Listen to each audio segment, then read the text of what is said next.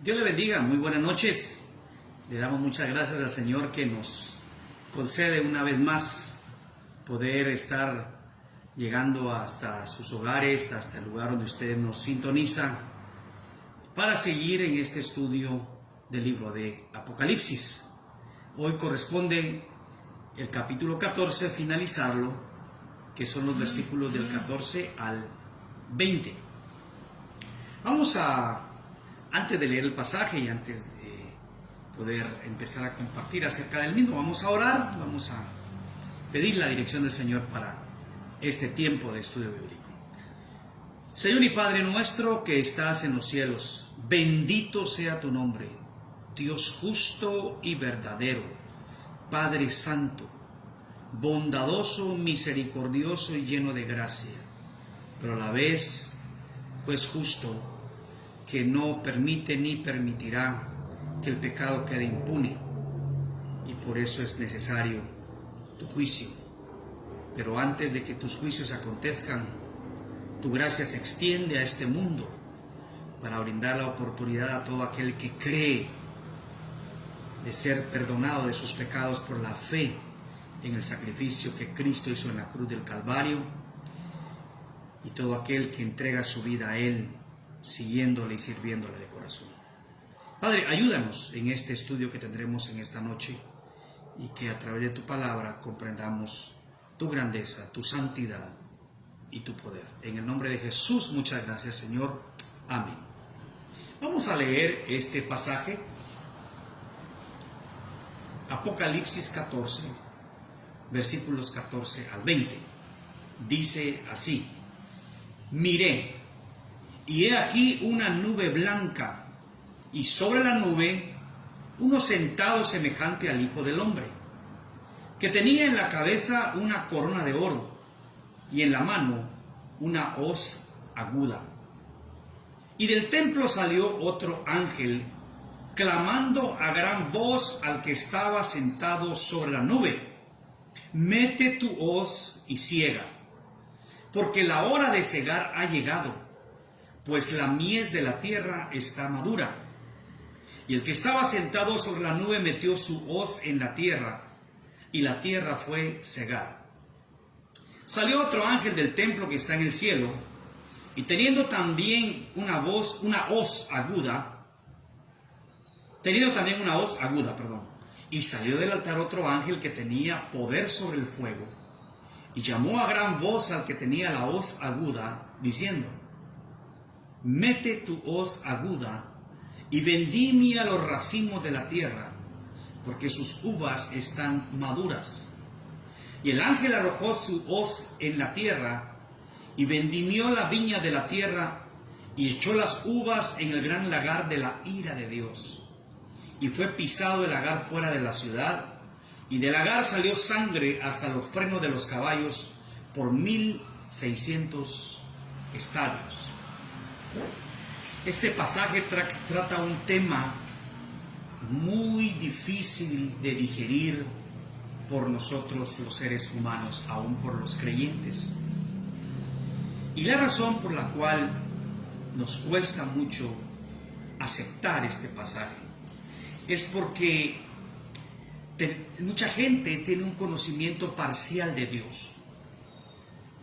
Incluso dentro de los creyentes hay quienes se inclinan a ciertos atributos de Dios, pero quieren quitar o no quieren reconocer otros atributos en Él. Por ejemplo, aceptan que Dios es amor, aceptan que Dios es un Dios de gracia, de bondad, de misericordia, de paz, pero les cuesta aceptar que Dios es un Dios justo, que Dios es un Dios que no permitirá que el impío se burle de Él. Desde los tiempos antiguos, desde los 10 mandamientos, cuando Dios ordena al pueblo de Israel que no se haga imágenes, que no tenga otros dioses delante de Él, Él dice que es un Dios celoso, y es un Dios que visita la maldad de los hombres hasta la 4ª generación. Ese es el problema con el ser humano. ese fue el problema, mencionamos en otra ocasión, no sé si en este estudio o en algún sermón que yo prediqué, de la mujer de Job.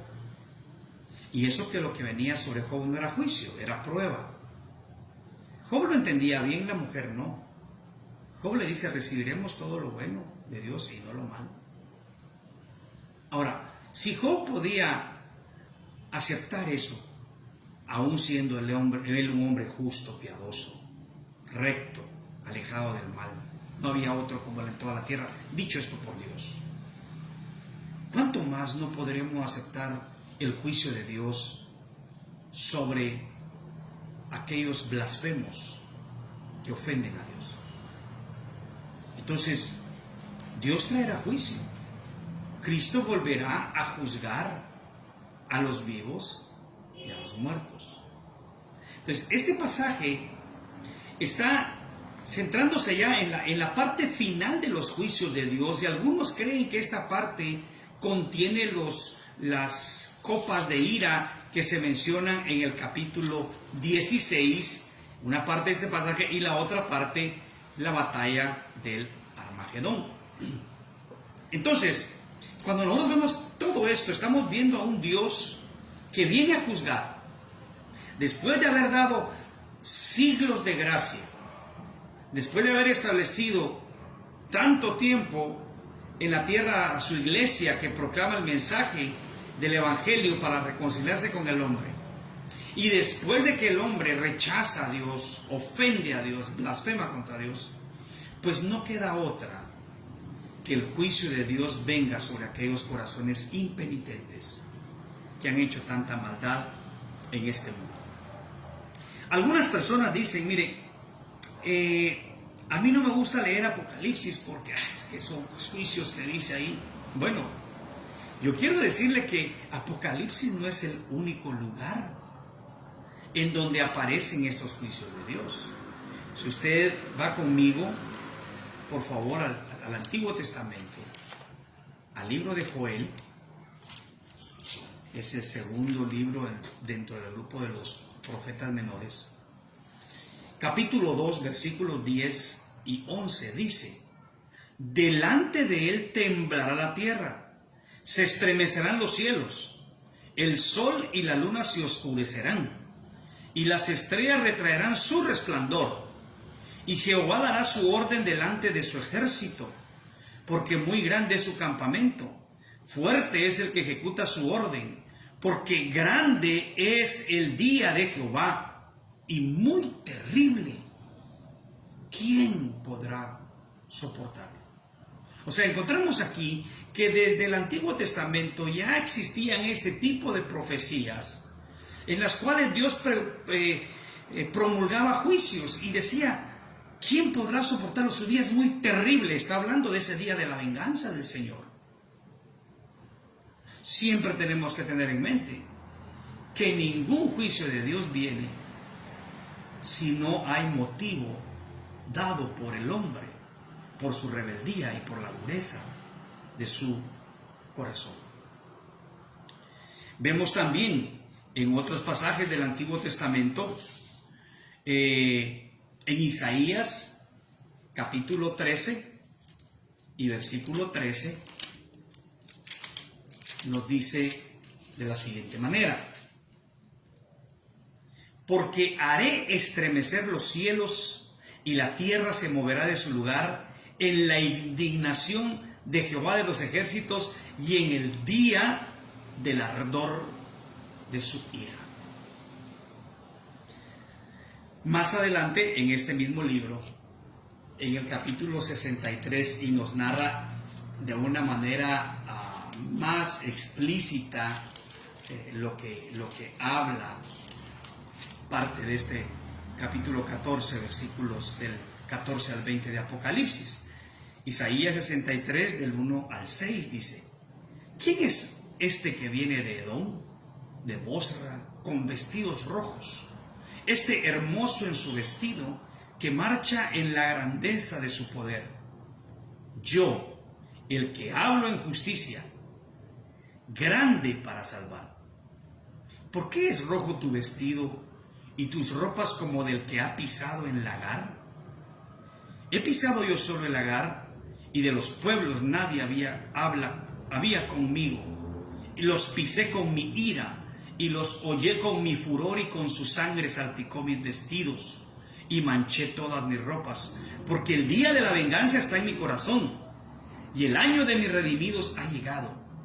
Miré, y no había quien ayudara, y me maravillé que no hubiera quien sustentase, y me salvó mi brazo y me sostuvo mi ira, y con mi ira hollé los pueblos, y los embriagué en mi furor, y derramé en tierra su sangre.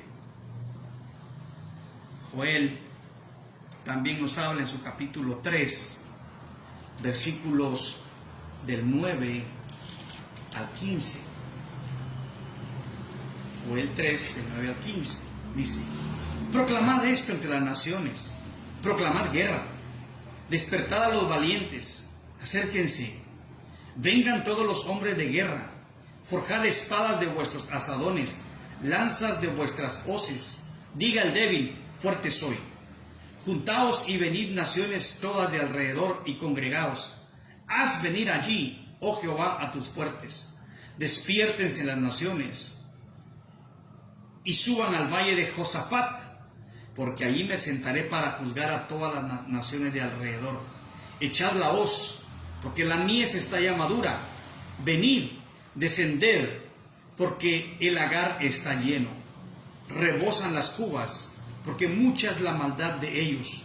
Muchos pueblos en el valle de la decisión, porque cercano está el día de Jehová en el valle de la decisión. El sol y la luna se oscurecerán, y las estrellas retraerán su resplandor. Pero todos estos pasajes que hablan del juicio, de los juicios de Dios, de la ira de Dios, del día de la venganza de Dios, no se limitan al Antiguo Testamento.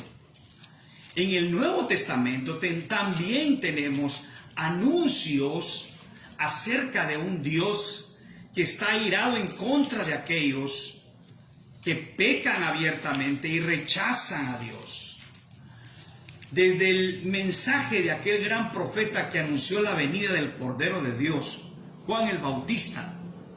Si vemos nosotros en el capítulo 3 del Evangelio de Mateo y el versículo 7 dice: al ver él que muchos de los fariseos y de los saduceos venían a su bautismo, les decía: generación de víboras, ¿quién os enseñó a huir de la ira venidera?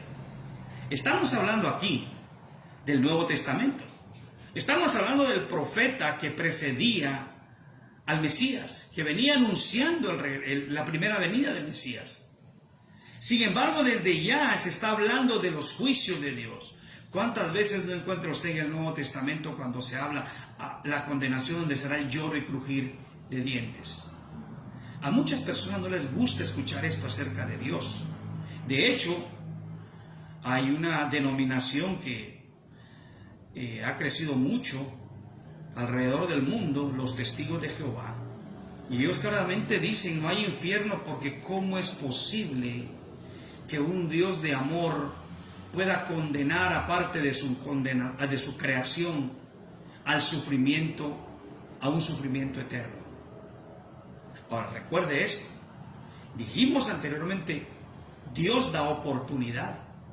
Pero cuando la gente rechaza la gracia de Dios, no queda otra que el juicio de Dios.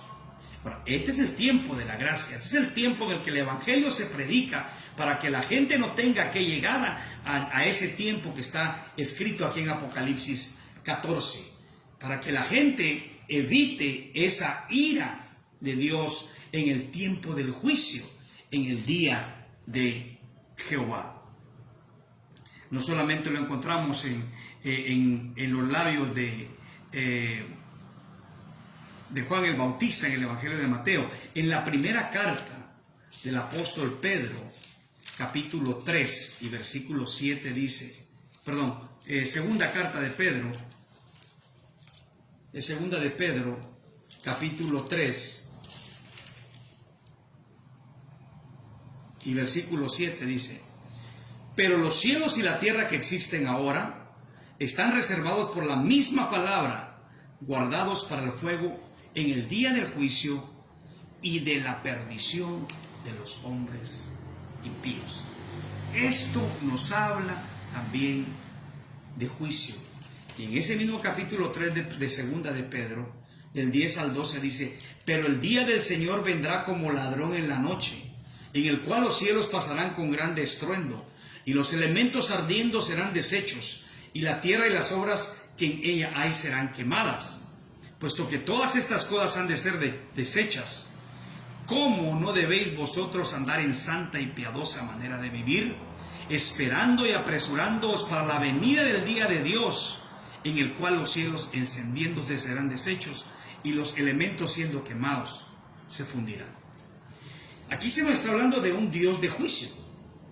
Hebreos habla también: dura cosa es caer en manos de un Dios vivo.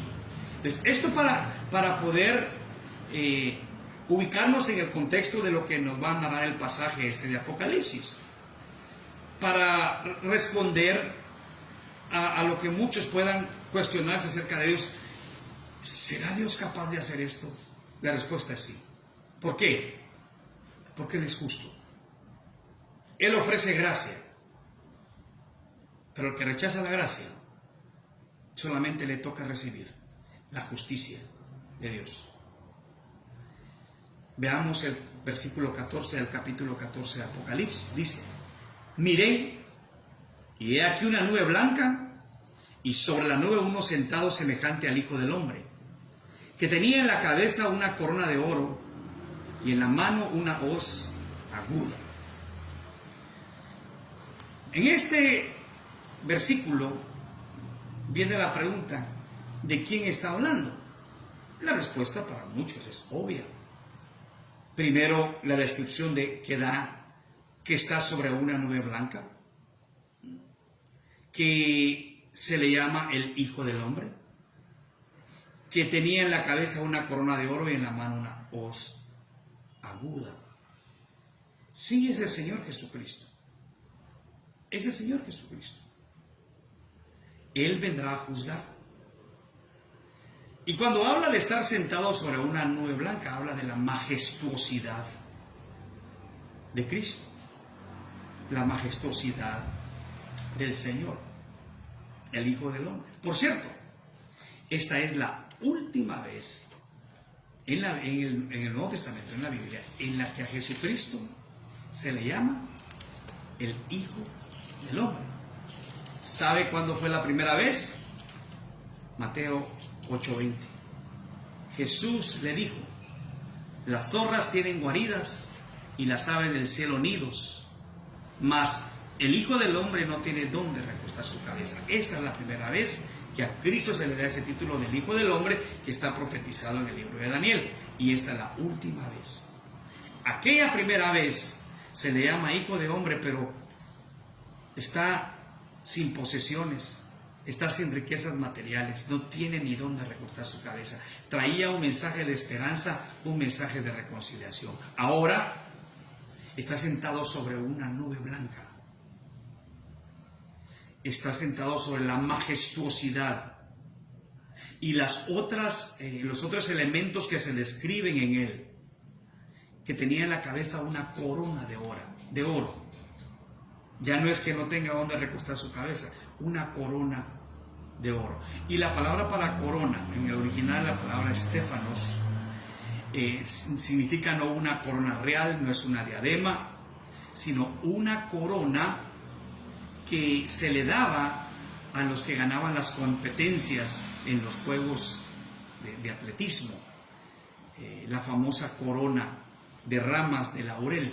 Pero esta no es de ramas de laurel, es una corona de oro. Es una corona para aquel que gobierna sobre todo, pero que significa en sí, este tipo de corona, el vencedor, el conquistador, el que ha alcanzado la victoria. Ese es Cristo Jesús. Este es el Señor que vendrá a juzgar. Y en este tiempo ya a juzgar a los impíos. Recuerden, la iglesia ya no está. lo vamos a vivir recordando. Este es el tiempo que marca ya en sí la gran tribulación, los grandes juicios de Dios que se desatan sobre la tierra. Él viene victorioso y Él viene a juzgar. Ya no viene como la primera vez. Y es que si empezamos a ver las diferencias como venía la primera vez, bueno, la primera vez el Señor Jesús vino con humildad, vino humilde desde su nacimiento humilde. Ahora viene con poder. No es que en aquel entonces no tenía poder, pero si recordamos durante su ministerio terrenal, en su primera venida, Él hasta cierto punto se limitó de usar en muchas ocasiones su poder. Tenía poder para bajarse de la cruz, no lo hizo. Tenía poder para pedir al Padre que le enviara una legión de ángeles a defenderlo en la noche de su arresto, no lo hizo. Tenía poder para evitar la sentencia de Poncio Pilato, no lo hizo. Pero aquí ya no viene restringiendo ese poder, aquí viene desatando ese poder de juicio. Aquí ya viene Él con ese poder a juzgar. Y precisamente, la primera vez vino a salvar. Bien, recordamos las palabras en casa de Zaqueo. El Hijo del Hombre vino a buscar y a salvar lo que se había perdido. Aquí no viene a salvar, aquí viene a juzgar. Aquí trae el juicio sobre las naciones. En aquel entonces venía a reconciliar a la humanidad con Dios. Aquí viene a condenar, a efectuar el juicio de condenación sobre aquellos que han rechazado a Dios. Tenía una corona de oro, una estéfanos, no una diadema, no una corona real, una corona de victoria, el vencedor. Y es que desde allá estaba anunciando, recuerden, falta la batalla del Armagedón, que obviamente el Señor barrerá, y ese también tiene como cierto sentido la palabra cegar, limpiar con sus enemigos. Pero esta es parte de esos juicios finales de Dios. Y eso es lo que significa cuando ves, y cuando dice, y en la mano una hoz aguda. La hoz, bueno, es un instrumento que tal vez en algunos lugares todavía lo utilicen. Tiene un mango de madera, un agarrador de madera, y es una cuchilla circular, ¿no? Pero es un semicírculo, es un medio círculo, con un filo bastante grande. Bastante filosa esta herramienta, y que se utilizó en tiempos antiguos de una manera más general en el mundo para recoger las cosechas. Entonces, pero aquí el recoger la cosecha, aquí el cegar la tierra, no es, digamos, una cosecha de buen fruto, no, es una cosecha que representa un juicio contra los malvados, contra aquellos que han rechazado a Dios. Entonces, este instrumento habla que Cristo mismo estará ejecutando en parte ese juicio, que Él mismo será, como el juez justo y verdadero, quien se levantará e iniciará aquella siega de juicio en contra de los pecadores impenitentes que rechazaron la gracia de Dios. Verso 15. Y del templo salió otro ángel clamando a gran voz al que estaba sentado sobre la nube: mete tu hoz y ciega, porque la hora de cegar ha llegado, pues la mies de la tierra está madura. Al leer esto, algunos dicen, pero ¿cómo es posible que un ángel le pueda dar una orden a Jesús? Seguimos recordando el significado de la palabra ángel, que es mensajero. Y cuando habla que salió del templo, y este es otro ángel, ya habían venido tres, ahora es el cuarto, otro ángel, salió del templo, está hablando del templo de Dios, porque más adelante se habla acerca de el altar de Dios, ¿no? Y en el verso 17 dice directamente el templo que está en el cielo.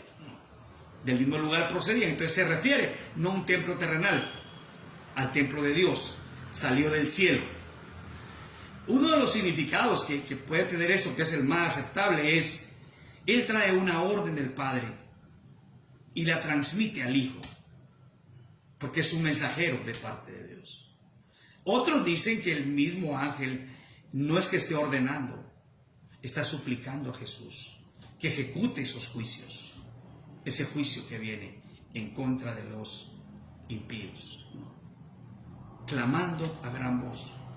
Podría ser traducido suplicando a gran voz o transmitiendo un mensaje a gran voz. Y este es el mensaje: mete tu hoz y ciega, porque la hora de cegar ha llegado, pues la mies de la tierra está madura.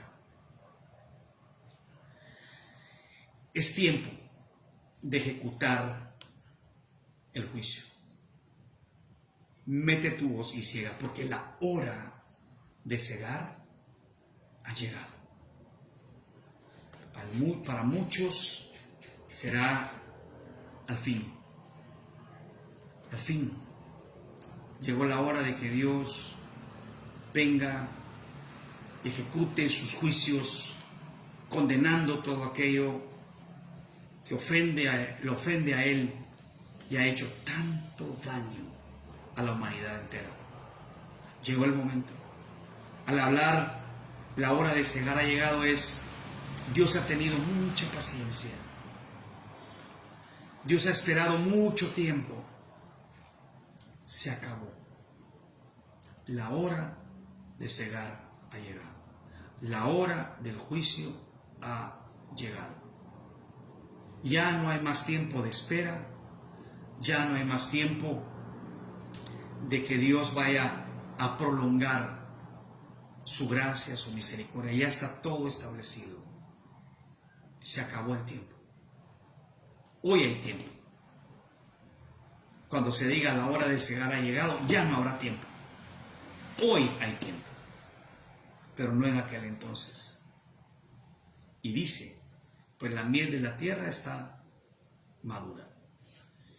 Se dice que la palabra aquí, madura, tiene un significado que es más que maduro.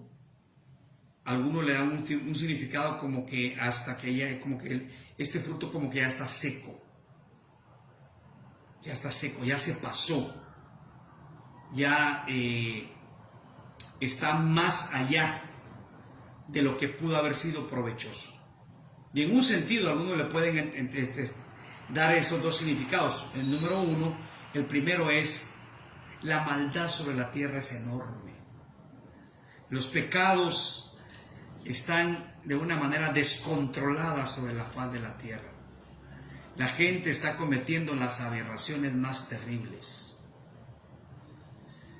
Y miren, mis hermanos, cuando ahora vemos el mundo de hoy y cómo se está deteriorando, ¿se imagina usted cuando aquellos años lleguen?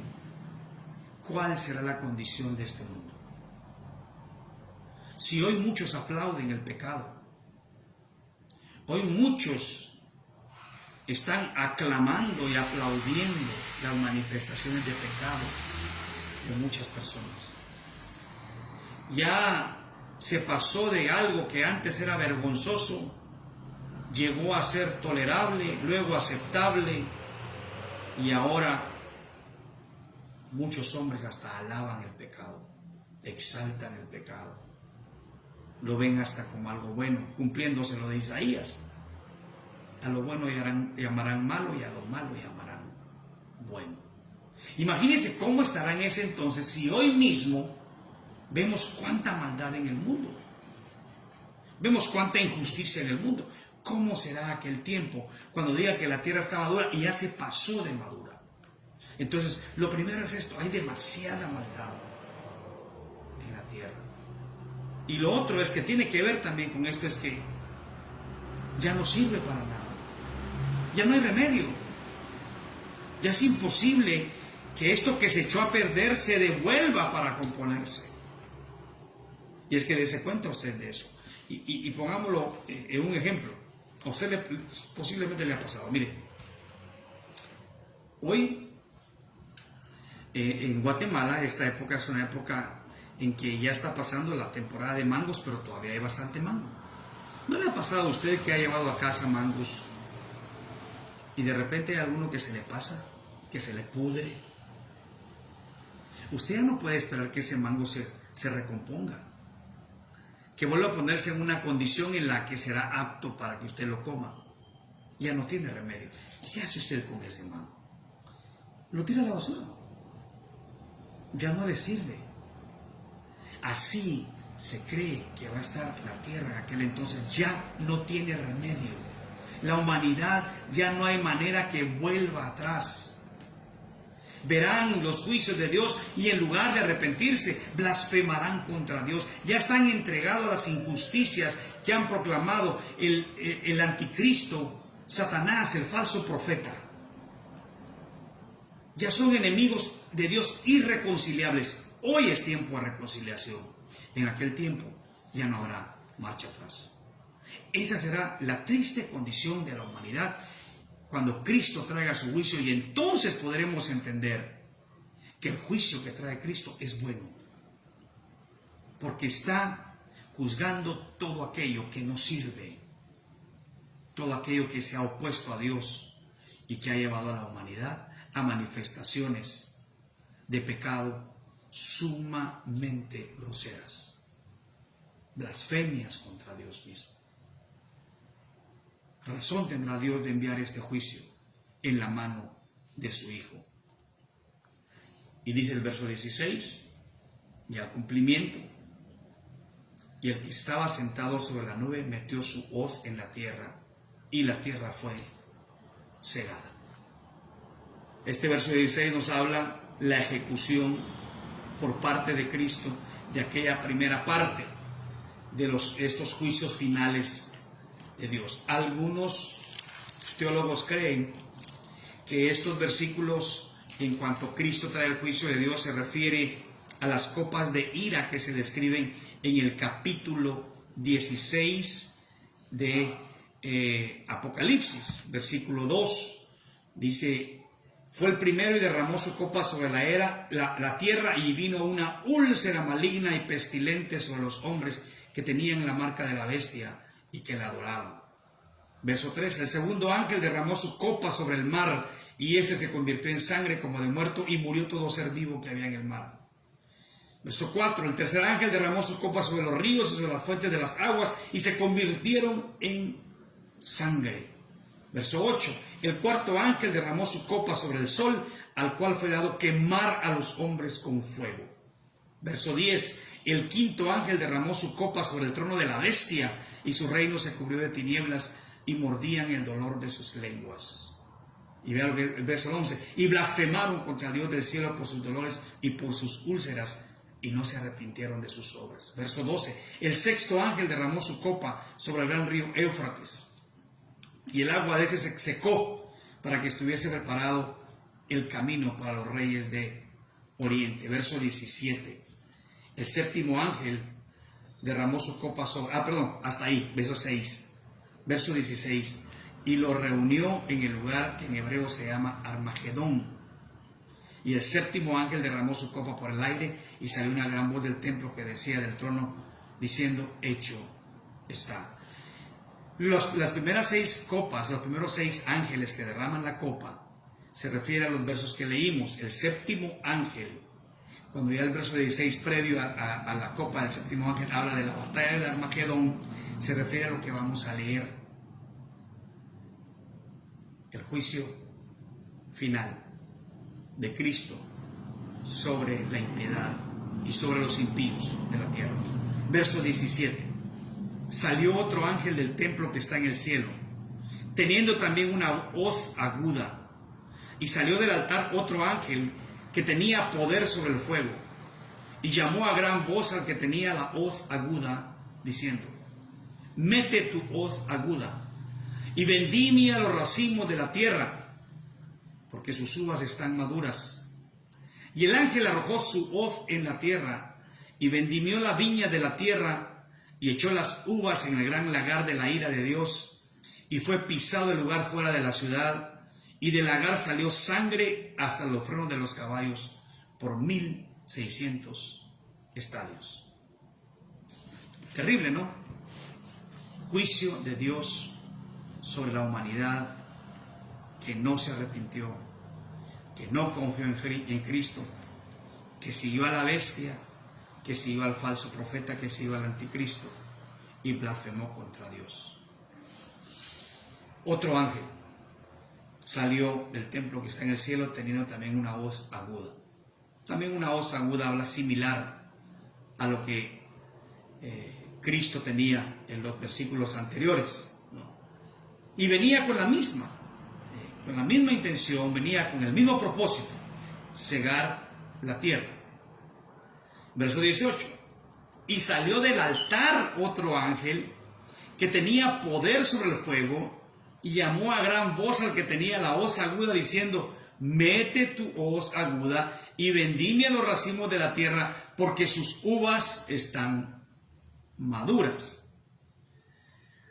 Salió del altar. ¿De qué altar? Muy bien, vamos a ir aquí al capítulo 6. Vamos a ir al versículo, Apocalipsis capítulo 6, versículo 9 al 11. Oigan lo que dice: cuando abrió el quinto sello, vi bajo el altar las almas de los que habían sido muertos por causa de la palabra de Dios y por el testimonio que tenían. Y clamaban a gran voz diciendo: ¿hasta cuándo, Señor santo y verdadero, no juzgas y vengas nuestra sangre en los que moran en la tierra?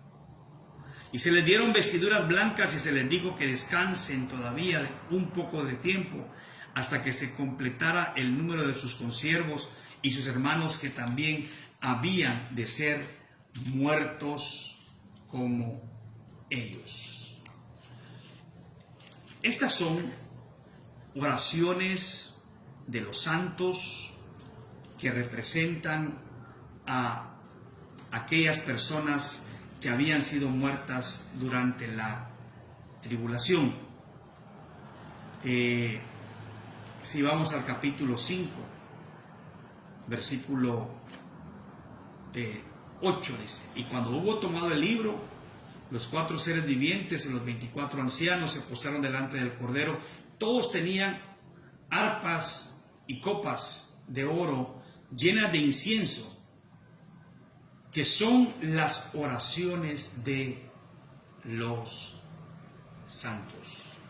Aquí se nos está hablando de estos santos que habían sido muertos y que se veían ahí debajo del altar. Ahora, este ángel viene de ahí. Entonces, se nos habla acá que el ángel viene como en respuesta a las oraciones de los santos. Si nos damos cuenta, la oración de los santos era: Señor, estamos hastiados de tanta maldad en la tierra, de lo que hicieron con nosotros. Mire, a nosotros nos cuesta situarnos en la situación de aquellas personas porque no lo vamos a saber nunca, porque no vamos a pasar la tribulación.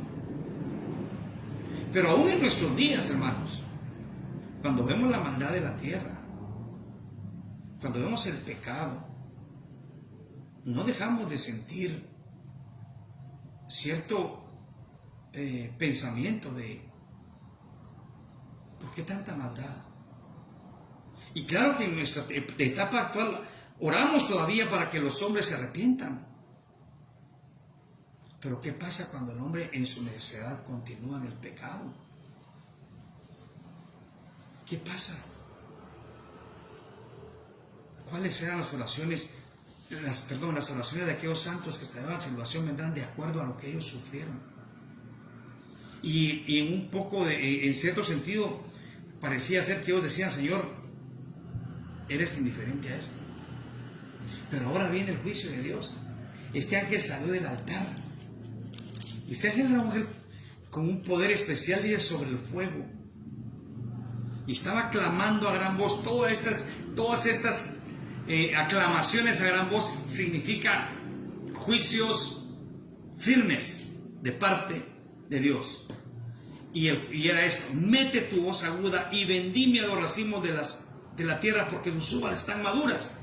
Ahora, este tipo de madurez es el punto óptimo de la uva para ser cortada, llevada al lagar o a la prensa para ser prensada, valga la redundancia, y extraer de ella el jugo, ¿no? Esto es la uva en su punto. Aquí habla de los tiempos de Dios justos y perfectos, y también habla de que la tierra ya está preparada, o los habitantes de la tierra están preparados para ser juzgados. Ya están ellos, ya ha llegado al límite la maldad de ellos. Y dice: y el ángel arrojó su voz en la tierra y vendimió la viña de la tierra y echó las uvas en el gran lagar de la ira de Dios. El lagar era una piedra un tanto grande y se le hacía un hueco, algo así convexo, como un recipiente pero de piedra. Las uvas eran puestas sobre ese recipiente. En el centro de esa piedra se abría un agujero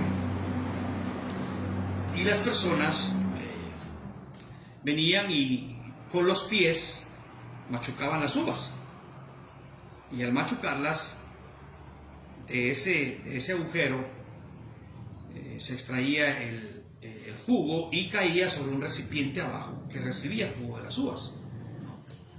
Entonces el lagar era ese lugar donde se exprimían las uvas, donde se sacaba todo el jugo de aquellas uvas.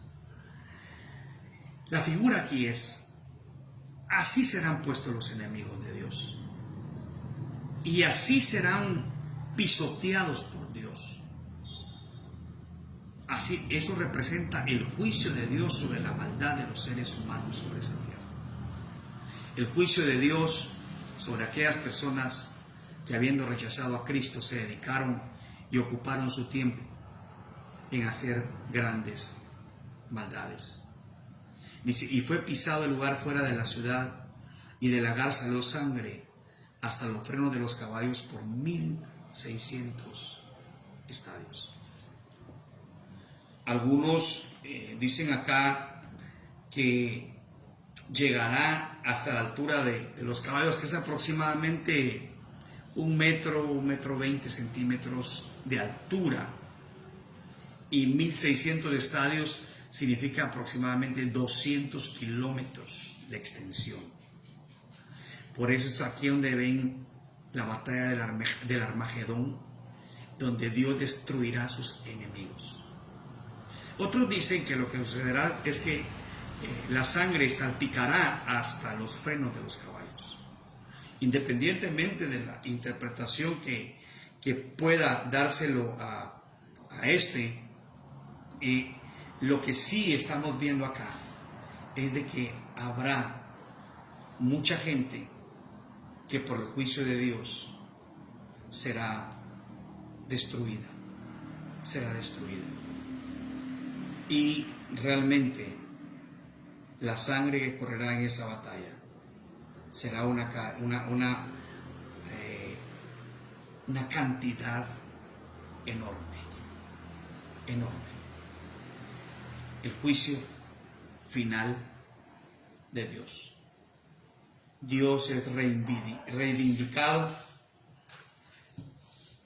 Los malignos, liderados por Satanás, el anticristo y el falso profeta, pensarán antes de esto que ellos están venciendo, al igual que como Satanás cuando Cristo muere en la cruz. Pero el Señor vendrá a juzgar esa maldad y a todos los que la cometen, y ese juicio de Dios traerá graves consecuencias para la humanidad. Ahora, como iglesia, hermanos, démosle gracias a Dios que Cristo vino a salvarnos de la ira venidera, que Cristo vino a salvarnos de sus juicios, pero que esto nos haga ser conscientes de cuántos todavía hay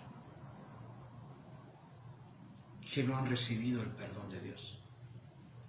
que no han recibido la gracia de Dios, y sigamos orando por ellos, porque hoy no estamos en ese tiempo del que hablamos en este estudio. Hoy estamos aún en el tiempo de la gracia, donde hay oportunidad de arrepentimiento, para perdón, para salvación, en donde Cristo todavía está extendiendo su misericordia y sigue buscando y salvando lo que se ha perdido. Y por eso la iglesia hoy más que nunca debe proclamar el mensaje de reconciliación del Evangelio de Jesucristo. Y que la iglesia, obediente a Dios, siga adelante, sirviendo a Dios, buscando el rostro de Dios, pero llevando el mensaje de esperanza. Porque hoy estamos a tiempo. Cuando lleguen esos juicios ya no habrá tiempo, ya no habrá oportunidad, pero hoy sí hay oportunidad. Por todos los medios posibles. Hermanos, invirtamos tiempo en proclamar el mensaje de Cristo, que su muerte en la cruz tiene poder para perdonar, que su sangre puede lavar de todo pecado, que la fe en Él puede transformar vidas y prepararnos para la vida venidera, teniendo la esperanza de que estaremos para siempre con Dios. Como iglesia estaremos con Él. Pero probablemente hay amigos y familiares que todavía no tienen esa esperanza. Llevémosle este mensaje para que en ese tiempo no estén ellos incluidos entre los impíos que recibirán el juicio de Dios. Oremos. Padre, te agradecemos por tu palabra, la cual muchas veces es difícil, Señor, de digerir. Nos cuesta muchas veces aceptar, porque a veces queremos ser selectivos y solamente ver aquellas cosas que nos son agradables, aquellas cosas que nos parecen solamente de beneficio. Y no queremos ver que tú eres un Dios sí misericordioso, bondadoso y lleno de amor, pero también eres fuego consumidor. Y también eres un Dios justo que no dejará impune al impío. Por eso ayúdanos a seguir proclamando este mensaje, para que muchos tengan la oportunidad de arrepentirse y de confiar en Cristo como Señor y Salvador. Gracias, Padre. Ayúdanos hoy y siempre en el nombre de Jesús. Amén. Que Dios le bendiga grandemente y que la paz del Señor llene sus corazones. Buenas noches.